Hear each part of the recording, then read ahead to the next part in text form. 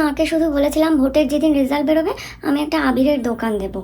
মা যে তাতে এত রেগে যাবে বুঝতে পারিনি তো। আরে ভুলটা কি বলেছে, আমি তো বললাম যে সব রঙের আবির রাখবো।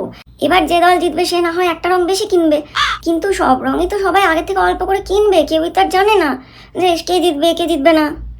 বল তো। মা রেগে গেল।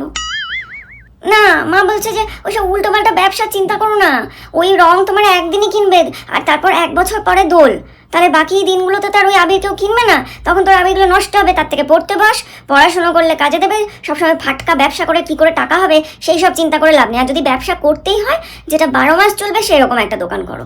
আসলে বেকার থেকে থেকে না মার সহ্য করতে পারছে না আমাকে, বুঝতে পারলি তো, ওই জন্য এত কথা শোনাচ্ছে। এত যে আমি একটা নতুন ধরনের ব্যবসার আইডিয়া দিলাম মা শুনলই না, শোনার চেষ্টাই করলো না। একবার অন্তত বলতে পারতো তারিফ করে যে বাহ মেয়েটার মাথা থেকে একটা দারুণ বুদ্ধি বেরিয়েছে। চলবে কিনা বল, সেদিন তো আবির কিনবে সবাই। না, বলেছিলাম যে 50-50 শেয়ারে ব্যবসা করবো, নেহা কিছুটা আবির কিনবে আমি কিছুটা আবির কিনবো। শুনলো না, খুব খুব রেগে গেছে। ওই প্ল্যানটা তাহলে ক্যান্সেল। ঠিক আছে, দেখি কি করা যায়।